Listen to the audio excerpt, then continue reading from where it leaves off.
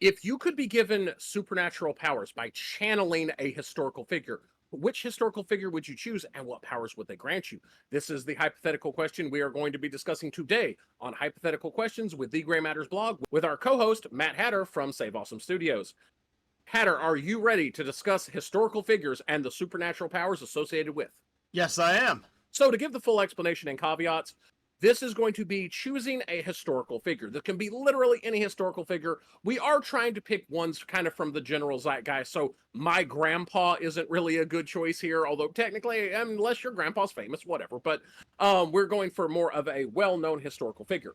You are going to be channeling them for their supernatural powers. Now, that's not really going to, it's not like they're going to be present. They're not going to be talking in your head. It's just you're going to be channeling what powers they represent. And this is going to be choosing a set of powers based on their personality, based on their deeds, based on their actions, based on their general vibe. So you are going to have to pick a historical figure, assign them a group of superpowers, and then you will be getting those superpowers. So given all of that, what historical figure are you choosing to be able to channel for their supernatural powers? I'm picking Rasputin. I think you probably saw that coming. I did, and not just because you look like him. Folks, I tell in the comments how much he looks like Rasputin. I'm getting the vibe. We are not going to speculate on anything having to do with things that may be in a museum or may not be a sea cucumber. We're not going to speculate on those connections to Rasputin, just that I think generally he looks like Russia's greatest love machine. It is a sea cucumber. They couldn't find it, and it's reattachable. But moving on, what kind of powers would I have being connected to Rasputin? Well, of course, just a total unwillingness and inability to die simply because I don't want to. Simply because I don't want to. Absolutely. The basically the ability to regenerate and not be killed by anything, kind of your Wolverine, Deadpool type ability, 100%. That's one of them. But it is also important to remember that this guy was basically a magician.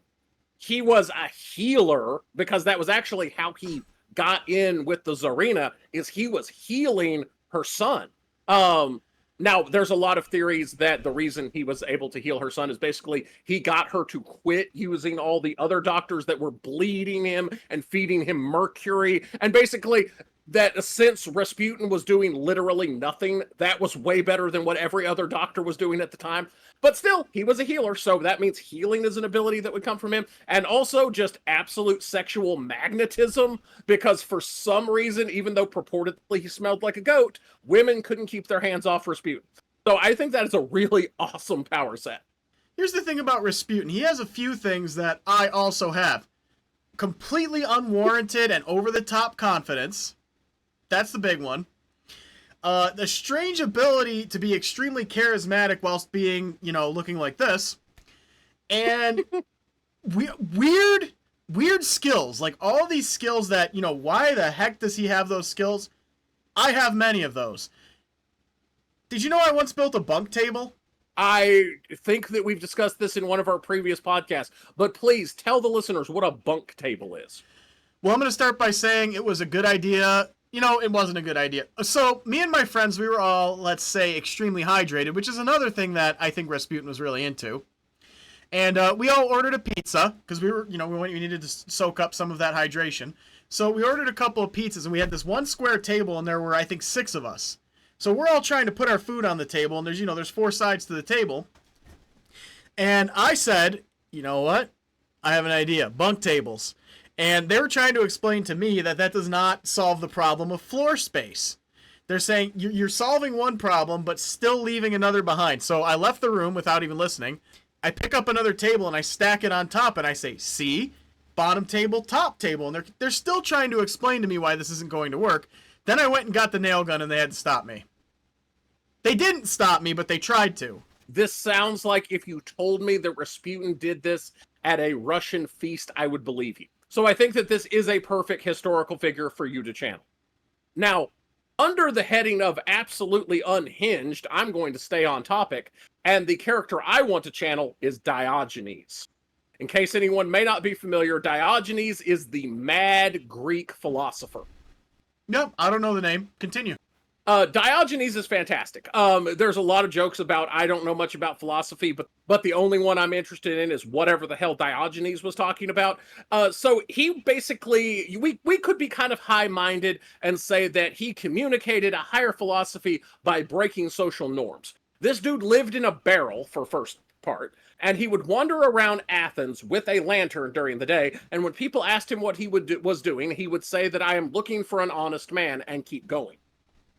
He also did just a lot of absolutely unhinged things. One of the powers that I will absolutely get from Diogenes is the ability to talk shit to literally anyone in the entire world and not get killed. That is 100% a fantastic ability, and that is one I would get from being Diogenes. He even talked shit to Alexander the Great. That's actually one of the really famous stories of him that, by the way, sums up one of my philosophies on leaders and governments in general, is Diogenes was laying on a hillside, and Alexander the Great, coming to see this great philosopher that he'd heard so much about, comes up and standing over him and looks down at Diogenes and says, hey, look, I am the most powerful man in the world. What can I do for you? Because I love your philosophy. What can I do for you? And Diogenes looks up at him and says, you can move out of my sunlight because you're here trying to offer to do things for me when the only thing that I ask is that you stop taking away that which you do not have the ability to give me.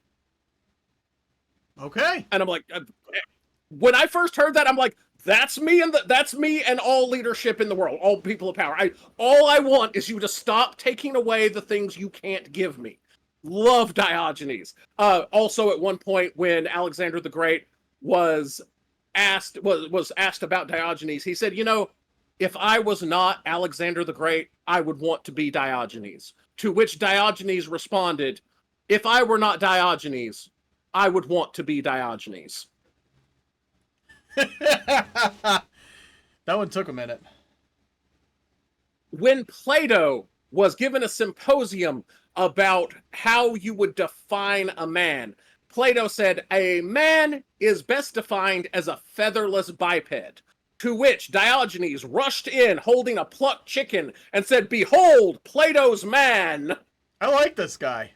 He was once berated because he was masturbating in public, because that's the kind of shit this guy did.